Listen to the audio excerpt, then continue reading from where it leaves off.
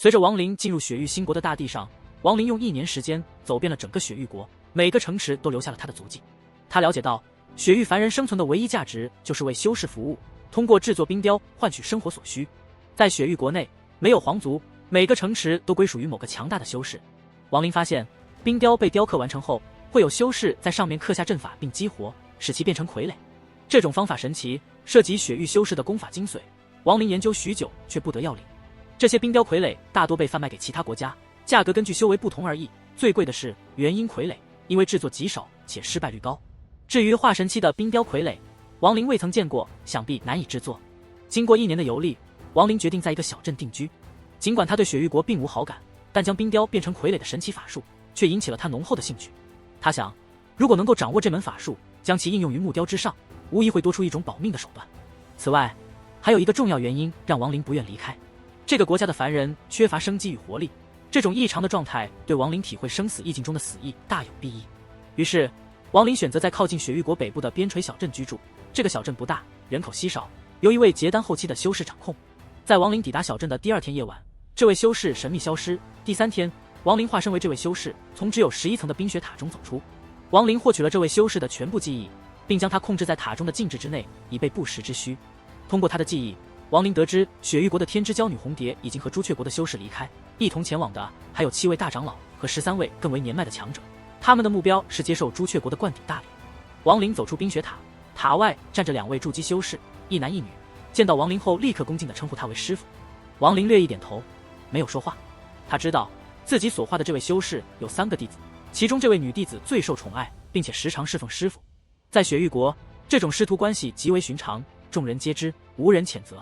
亡灵从结丹修士的记忆中得知，与弟子有侍奉之事的修士在雪域国众多。对于这种事情，亡灵苦笑之余，对雪域国的印象更加恶劣。至于那位男弟子，虽然看起来年岁不小，但排行老2，平日里对师傅敬畏有加，但内心却对师傅与3师妹之事心怀嫉妒。亡灵从结丹修士的记忆中得知了这一切。原本这位修士打算近日找个机会将这徒弟调走，以免看着心烦。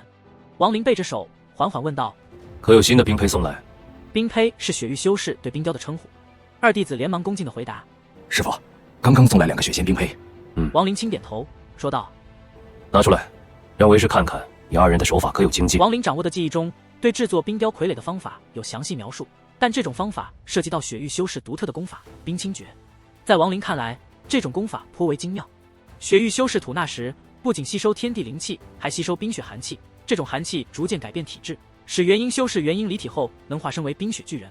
但这种功法明显带有等级制度，亡灵所化的这位修士只学到了前4层口诀，这也是他族数暗中给予的，否则连前4层的功法也得不到。2弟子连忙趁势从储物袋中拿出2个高大3丈的冰雕，在地面上雕刻的是人手鸟身的雪仙，看起来颇为狰狞。亡灵1年的游历让他知道，这冰雕雕刻的是雪域国的守护兽医雪仙。2弟子目光凝重，盘膝打坐少许，随后左手掐诀，迅速变换，最终形成一团黑色的雪团。与此同时，他右手指尖移动，点在雪团上勾出些许黑血，蓦然间指尖按在冰雕上，顿时一股黑气从他指尖迅速流入冰雕内，形成一条仿佛经脉一般的痕迹。2弟子右手再次勾出些许黑血，又一次按在了冰雕上，冰雕上的经脉再次多出一条。此时2弟子左手上的雪团无声无息地消散，他面色越加苍白，连忙盘膝打坐。亡灵神色如常，但内心有所感悟。按照结丹修士的记忆，一个雪仙冰雕内需要有9道血经脉才能完成第1步制作。他正思考间，女弟子轻步走了过来，眼中带着一丝媚态，轻声说道：师尊，你已经好几天没给弟子解答问题了，弟子修为又出现了变故，今夜还请师尊指导。亡灵正考虑冰雕体内血经脉的作用，此时听见此女的话语，略一点头，随意地说道：说吧，什么变故？女弟子一怔，四下看了看，脸上顿时升起红霞，娇声道：师尊，在这里说呀。亡灵点了点头，但立刻回想起来，在结丹修士的记忆中，这女弟子一旦如此说话，表示的并非字面意思，而是有更深层的意味。想到这里，他正要说话，没想到那女弟子脸上红霞更浓，颇具媚态地瞥了亡灵一眼，一拍身子，衣服居然下落大半。亡灵眉头一皱，袖子一甩，女子衣服恢复如常，她面色渐冷，看了此女一眼。女子立刻感觉全身内外升起一阵寒意，花容失色，连忙跪在地上，诚惶诚恐。许久之后，才小心翼翼地站起。她心里恐慌，不知到底怎么惹怒了师尊。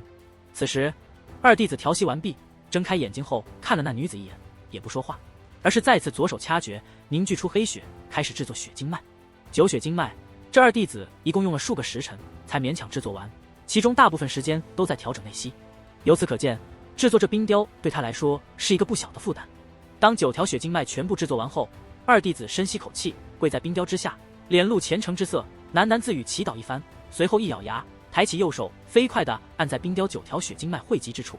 但听砰的一声，这二弟子口喷鲜血，整个人飞出10多丈远，摔在地上。至于那冰雕，其内9条血经脉如同9条灵蛇，在其内迅速转动，最终轰的一下，其中2条血经脉碰撞在一起，整个冰雕蓦然间爆炸开来，化为一个个冰块。二弟子面色苍白，羞愧地低声道：“弟子又失败了。”王林没有理会此人，脑中结合结丹修士的记忆，渐渐有些明了冰雕制作的关键。王林内心一动，抬头看向远处，只见一道剑光从远处疾驰而来，正是大徒弟。3弟子对大师兄的归来感到兴奋，而2弟子则隐藏着嫉妒。大师兄是一个天才，即将结丹，且与结丹修士有血缘关系。结丹修士曾计划用大师兄的婚事来结盟，但王林对此不感兴趣。大师兄成功找到了4派余孽的藏身之处，王林决定亲自前往，带领着2弟子和3弟子一同前往。他们到达了一座冰雪山脉，大师兄确定余孽藏身于冰山之下。